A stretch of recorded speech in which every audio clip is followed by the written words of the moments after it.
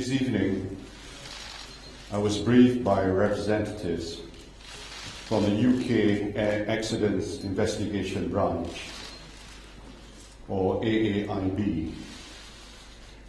They informed me that Inmarsat, the UK company that provided the satellite data, which indicated the northern and southern corridors, has been performing further calculations on the data using a type of analysis never before used in an investigation of this sort. They have been able to shed more light on MH370's flight path.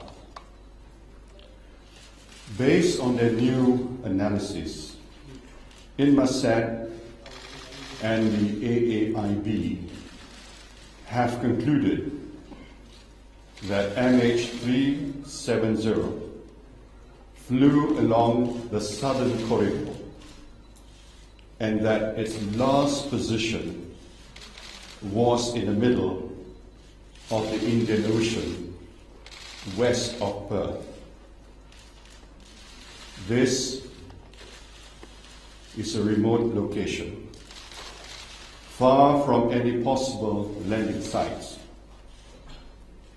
It is therefore with deep sadness and regret that I must inform you that according to this new data, flight MH370 ended in the southern Indian Ocean.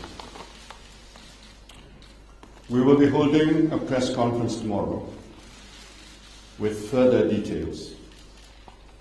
In the meantime, we wanted to inform you of this new development at the earliest opportunity.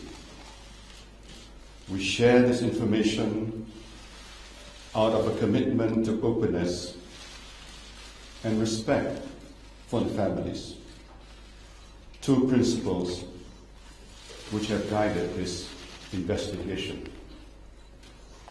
Malaysia Airlines have already spoken to the families of the passengers and crew to inform them of this development. For them, the past few weeks have been heartbreaking. I know this news must be harder still.